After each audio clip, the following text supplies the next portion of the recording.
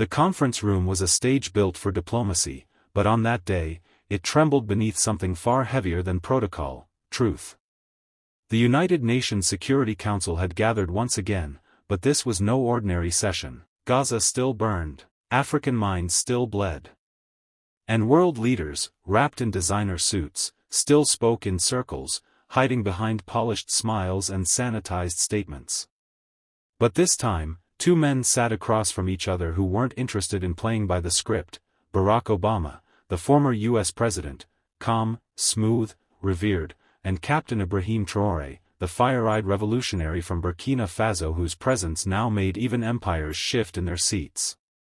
Obama leaned forward with a smile that masked an iron edge. "Tread carefully, Captain," he said softly. "This world isn't moved by idealism. It's managed by caution." A hush fell over the room.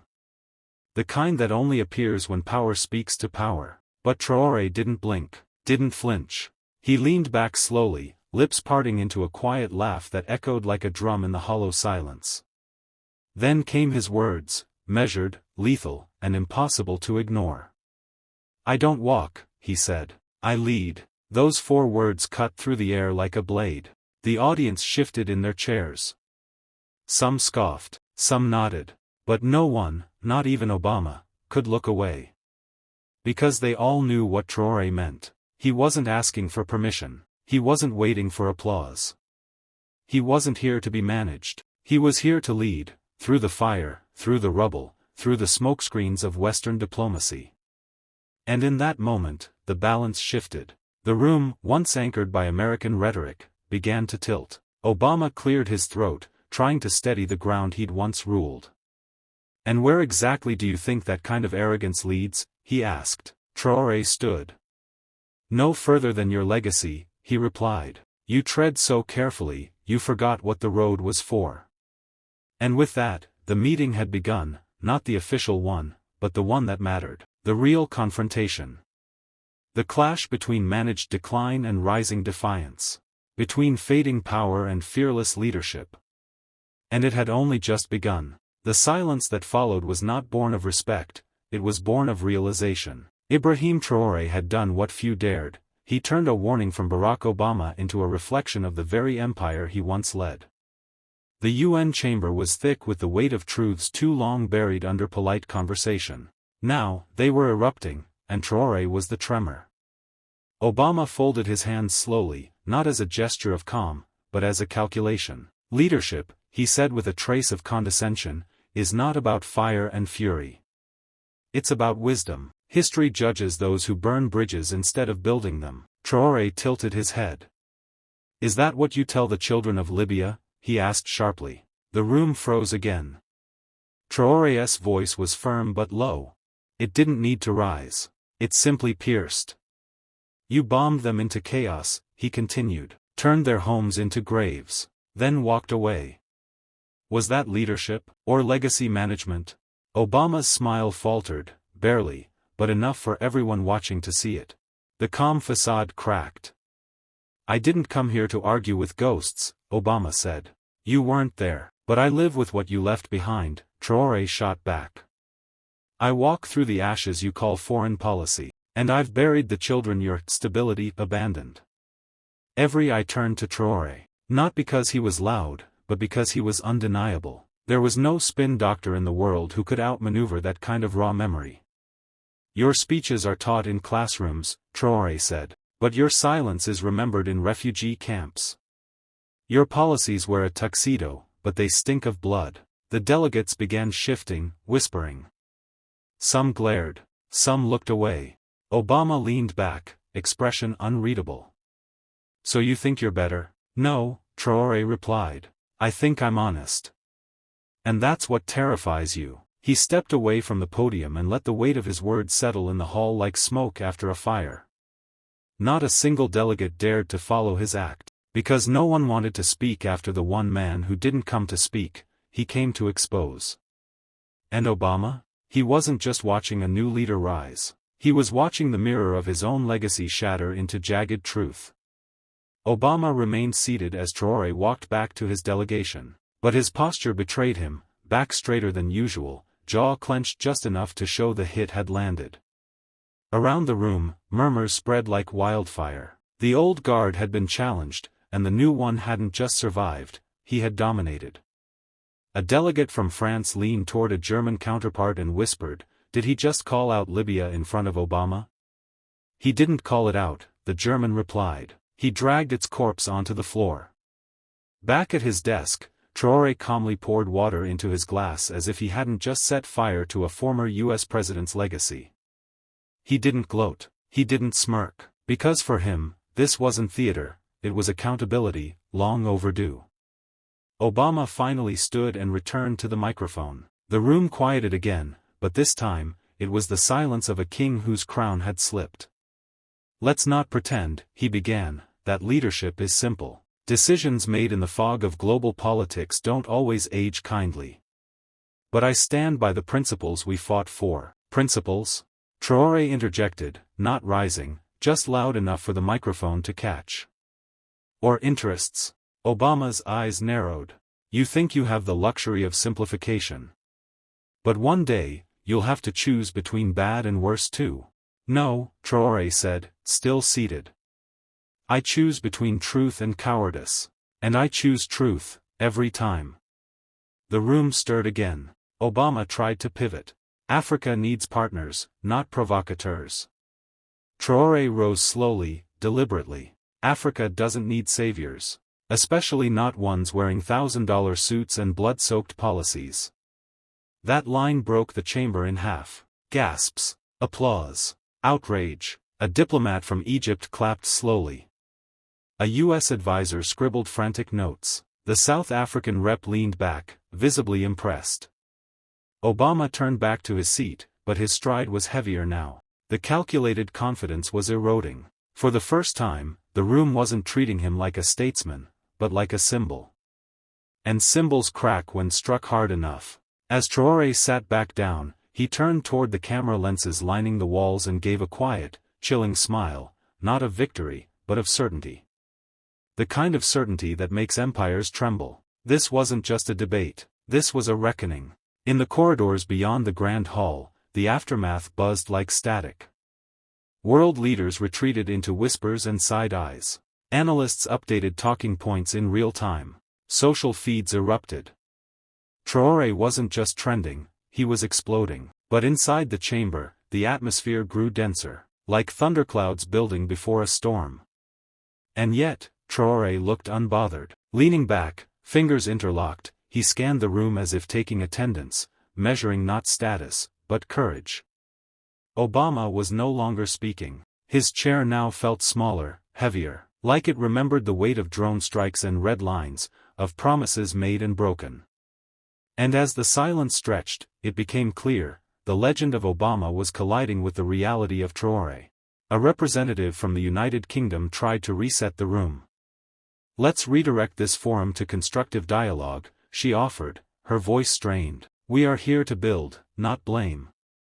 But Traoré lifted his hand, not to interrupt, to correct. "With respect," he said, "you can't build on graves. You can't plant peace in the soil of lies." Obama looked up again, but slower this time. "History isn't just a series of sins, Mr. Traoré. It's also the effort to rise above them. Then stop standing on them," Traoré said sharply. "Stop using the past as a pedestal while we're still pulling your boots out of our backs." The room went still. Even those who had come as skeptics, career diplomats, global financiers, indifferent observers, now leaned forward. This wasn't rebellion. It was surgical, precise, undeniable. Obama folded his hands. "You're young. You speak with the fire of revolution. But fire alone doesn't govern. What happens when speeches end and the people demand results?" Traoré didn't blink. "Then I give them results. Not drone strikes.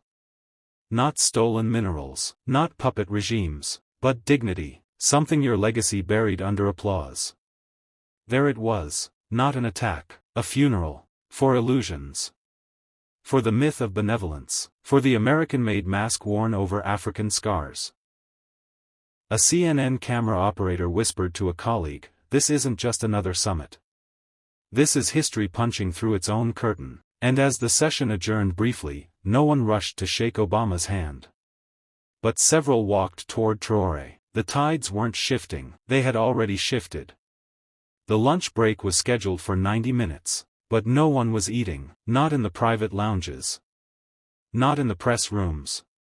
Not in the back corridors lined with aides and advisors whispering like panicked birds. Something had happened, and the world wasn't waiting for a press release to tell them what. Traoré had become the center of gravity. In a quiet hallway flanked by marble busts of forgotten statesmen, Obama approached him alone. No cameras. No advisors. Just two men, one a Nobel Peace Prize laureate, the other the rising firebrand who refused to flinch. "I came to talk, not perform," Obama said, voice low but deliberate. "So did I," Traoré replied, locking eyes. "But your legacy clapped over screams." Obama exhaled. "You think you're the first to resist, the first to rage against the system?" "I tried to change it from within." "And how did that go?" Traoré asked. Obama flinched, just a flicker, but it was there. "Progress takes time. Compromise is necessary." "Compromise?" Traoré said, stepping forward. "You compromised with Wall Street while black neighborhoods crumbled. You compromised with generals while children in Yemen bled. You compromised with silence while Africa screamed." Obama's jaw tightened. "You think power listens to reason?" Traoré continued. "It listens to force. Not always violence, but clarity. Conviction. And a refusal to bow." There was a pause. A long one. Obama looked down at his own hands, hands that once signed executive orders, peace treaties, drone authorizations. Then back up. "Your people are watching. The world is watching. Be careful," he said. "It's easy to burn everything down." Traoré leaned in, and this time his voice was nearly a whisper. "I'm not here to burn the world. I'm here to stop those who already set it on fire, and built empires from the ashes." Obama stood frozen for a moment. Not in fear. In realization. That this wasn't a speech. It was a transfer of fire. That the glow of history was being replaced, not by rage, but by something sharper. Unforgiving truth. Just down the hall, an advisor murmured into her headset, "Tell the president." This summit just became a battlefield. By late afternoon, the summit had fractured into whispers and wariness. Some leaders canceled appearances. Others demanded closed-door meetings. The media flooded social platforms with clips, Obama's tightened jaw, Traoré's unwavering stare, and a hallway so tense it could shatter glass. But while journalists debated tone and posture, a far more urgent confrontation brewed in a hidden chamber beneath the summit's grand ballroom, an emergency roundtable nicknamed the War Room. Inside sat the G7 architects, the intelligence heads, and two former U.S. presidents. Obama was one of them. Across from him, Secretary of State Melinda Graves flipped through a classified intelligence packet with trembling fingers. "Traoré's statements are gaining traction," she said. "Across African and Latin American blocs. Even some Asian delegates are softening toward him." "And his people?" asked a British official. "They're cheering. Everywhere. TikTok. WhatsApp. African diaspora is echoing every word like scripture." Obama leaned back. "He's not preaching. He's indicting." President Whitford, seated at the head of the table, slammed his hand down. "I want leverage. Sanctions. Pressure." "You'll get none of that," Obama snapped. "You sanction him now, he becomes a martyr. You strike, and the world watches a black revolutionary crushed by old white hands. Sound familiar?" Silence. Then, from the shadows of the room, a voice emerged, measured, cold. CIA Director Marcus Delling. "There are other ways," he said. "Covert?" Graves asked. "Discredit. Internal destabilization.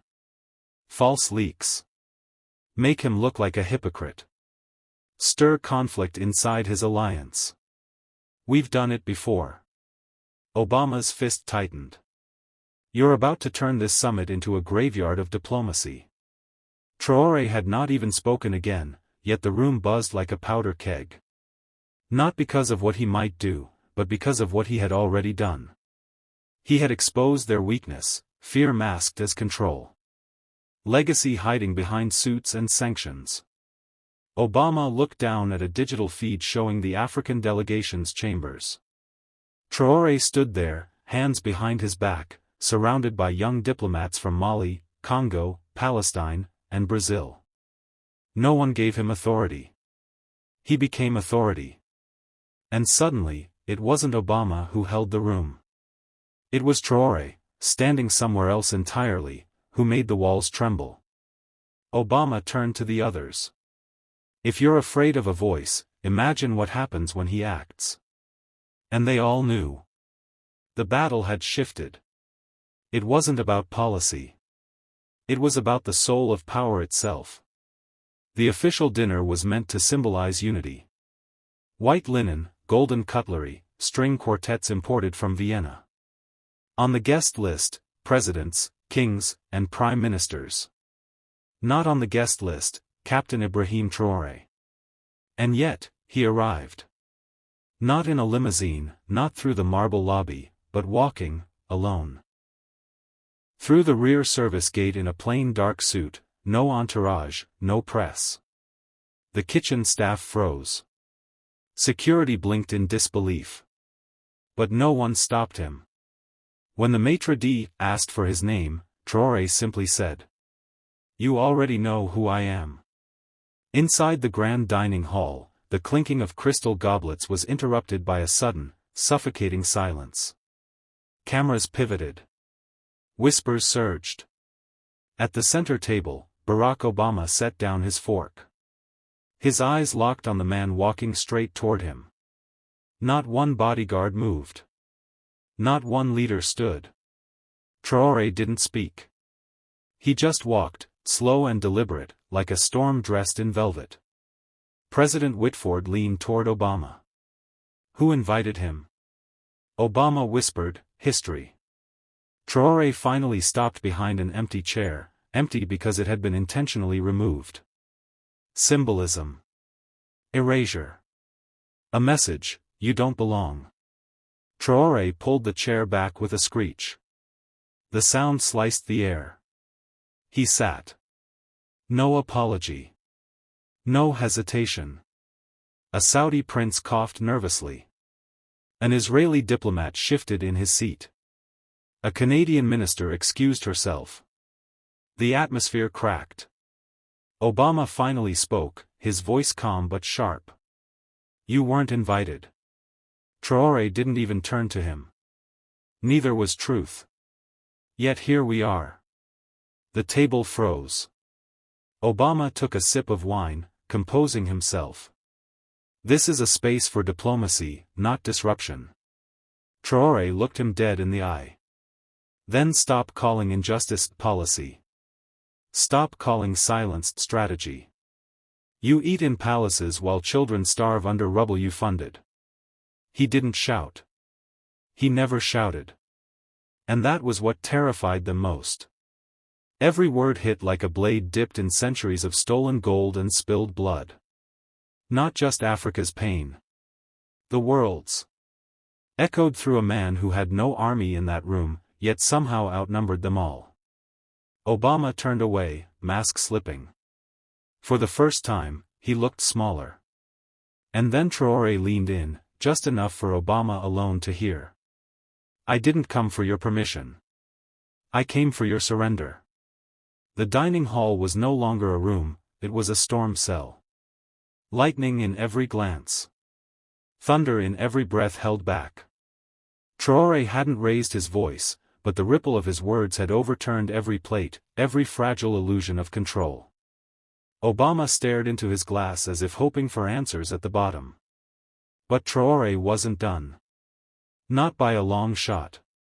Let's talk, he said, tapping the table gently with his knuckles. About the drone strikes you greenlit over Africa. About the regimes you shook hands with while they were slaughtering their own. Let's talk about Libya. Obama looked up. His smile was practiced, presidential. Captain, diplomacy isn't. Spare me, Traoré cut in. You killed Gaddafi and left a continent bleeding. You shattered a sovereign state and handed it to warlords. Then walked away in silence. Now the room wasn't just tense, it was radioactive. French President Leonard cleared his throat. We're here for unity, Captain, not blame. Traoré turned to him like a man spotting a rat. You want unity? Apologize for Francafrique. Return the gold you looted. Burn the debt contracts you forged in blood. He gestured across the table, to Obama, to Newsom, to Trudeau, to Scholz. You don't want peace. You want obedience. You didn't come here to listen. You came to lecture. The hall buzzed with camera flashes as journalists, finally daring, began snapping photos. Their headlines wrote themselves. Obama leaned forward, voice cool, measured. You're playing with fire. Traoré smiled. I am the fire. The silence that followed was different now. It wasn't fear. It was realization. For years, leaders like Obama had walked into rooms knowing they were the smartest, the most powerful, the most composed. But in Traoré, they saw a new kind of danger, one forged in revolution, unbothered by decorum, unafraid of collapse. He wasn't looking for compromise. He was looking for justice, with no commas, no asterisks. Obama adjusted his tie, his composure slipping further. What is it you want? Traoré stood. I want you to look at the mothers pulling their dead babies from rubble and say the word freedom. I want you to explain to a starving child why your aid came with strings and guns. I want you to say to Africa's face, we are not your masters. He turned his back and walked toward the exit, but just before stepping through the tall mahogany doors, he paused. No more speeches, he said without turning. No more ceremonies. Next time I enter a room like this, it'll be to clear it. And then he was gone. The room sat in a stunned silence long after Traoré left. It was the kind of silence that didn't beg to be broken, it demanded reflection. No gavel had slammed, no vote had passed, but everyone knew something historic had just happened. The United Nations had witnessed countless speeches, fiery rebukes, and posturing leaders. But this wasn't a speech. It was a reckoning. Obama remained seated, still gripping his water glass. His knuckles had gone pale. Aides whispered into earpieces, officials exchanged glances, but none dared speak first. Traoré's voice still echoed, not just in the hall, but in their bones. Across social media, the moment had already become legend. #Traoré Storm was trending globally. Clips of his speech spread like wildfire, cut, stitched, captioned in every language from Swahili to Spanish. He just ended them. Traoré didn't come to talk. He came to burn the mask. Obama blinked. History noticed. Meanwhile, in a quiet hallway 2 floors below, a member of Traoré's security team held open a door as the captain stepped through, calm as a monk. But his eyes? A furnace. His advisor, Diallo, kept pace beside him. Captain, you've made enemies today. I didn't come here to make friends, Traoré answered. I came to remind them. Africa is awake. Diallo hesitated. Obama still has influence. His words carry weight. Traoré stopped walking. Then let him use them. Let him write another book. Deliver another polished speech. Meanwhile, we'll build. We'll defend. We'll lead. Not from podiums, but from the soil. Upstairs, chaos had replaced quiet. Delegates from the global south were now emboldened. The Cuban ambassador leaned toward the Venezuelan rep, whispering, did you see the way he stared them down? That's how we must speak. Even European leaders looked shaken. Macron furrowed his brow. Scholz scribbled notes. Trudeau fiddled nervously with his phone. Obama, still seated, finally spoke, but only to himself. He's not like the others. And he was right. Traoré had broken the fourth wall of diplomacy. He hadn't played the game. He'd exposed it. No one in that room could return to business as usual. Not after that. That night, the African Union released a statement backing Traoré's position. So did Bolivia. So did Tunisia. One after another, nations long silenced by debt or diplomacy stepped forward. This wasn't a moment. It was a movement, and it had a face now. 2 days later, Obama sat across from a CNN anchor in a polished studio, the skyline of Washington behind him. The world had been waiting for his response. The segment was marketed as Obama Unfiltered. But there was nothing unfiltered about his answers. They were as measured as ever. I don't believe Captain Traoré understands the complexities of global leadership, Obama said, adjusting his cufflink. He has passion, certainly. But passion without policy can burn more than it builds. The anchor nodded politely. But outside that studio, the tide was rolling in another direction. In the streets of Nairobi, murals of Traoré were going up on school walls. In São Paulo, university students marched with signs that read, "We don't walk, we lead." And in Philadelphia, a crowd had gathered in front of the African American Museum, chanting his name, not as a politician, but as a symbol. Obama had once been that symbol. Now, he was just a man defending the system. And that system, as Traoré exposed, was cracking. Across the Sahel, Burkina Faso's flag flew higher. Its borders were tighter. And its people, once spoken for by others, spoke for themselves now. In every town square, loudspeakers played back Traoré's words from the UN. Africa doesn't need another father. We are not your sons. We are your reflection, and you fear us because we remind you of everything you stole. Those words weren't just remembered. They were tattooed. Printed. Echoed in classrooms and courtrooms. And Obama? He faded, not into disgrace, but into irrelevance. He would write op-eds. He would hold panels. He would release a podcast. But the world had moved. And in a dusty courtyard in Ouagadougou, Traoré stood before young soldiers, barely out of their teens. No teleprompter. No cameras.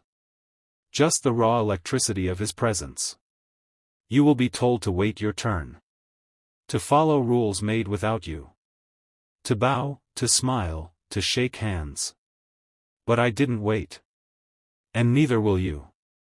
A hush fell over the recruits. You were born on land soaked with the blood of giants. So walk like one. He turned and walked away, boots thudding against the earth. No applause. No fanfare. Just purpose. And behind him, a continent awakened, no longer asking for a seat at the table. It was building its own.